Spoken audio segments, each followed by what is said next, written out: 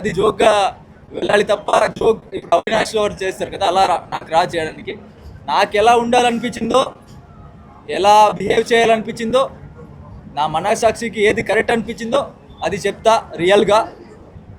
అది బయటకు ఎలా వెళ్తుందో నాకు అది అనవసరం. సో నేను రియల్గా ఉన్నా, అది ఎంటర్టైన్మెంట్గా వెళ్ళుంటే మంచిదే.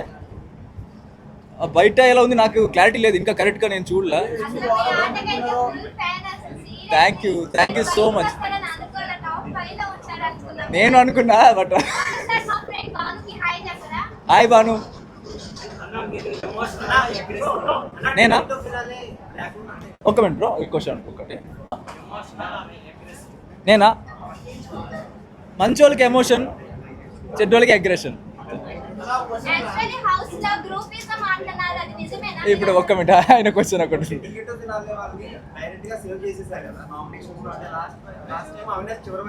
అవునవును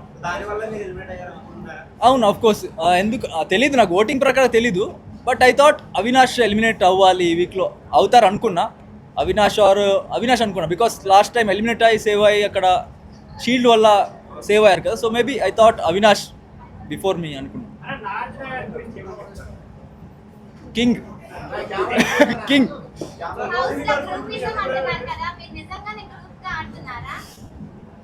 యాక్చువల్లీ నా పరంగా నా సైడ్ నుంచి నాకు ఒక ఫ్రెండ్ ఉంటే ఎట్టి పరిస్థితిలో ఉన్నా కూడా నేను ఫ్రెండ్కే సపోర్ట్ చేస్తాను. అది ఎలాంటి పరిస్థితి ఉన్నా, బిగ్ బాస్లో ఉన్నా బయట ఉన్నా నేను ఫ్రెండ్కే సపోర్ట్ చేస్తాను.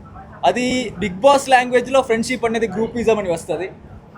సో నాకు అది ప్యూర్ ఫ్రెండ్షిప్. నా ఫ్రెండ్కి నేను సపోర్ట్ చేస్తున్నా, అది గ్రూపిజం అని చెప్తారు. I don't care.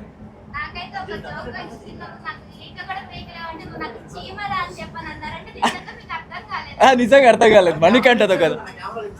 ఓకే, మణికంఠతో అది ఏమైందంటే, ఓకే మణికంఠది ఏమైందంటే, మణికంఠ చీమ అన్నాడు కదా,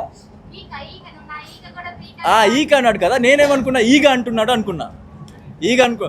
సో నువ్వు చీమ అని చెప్పి అలా.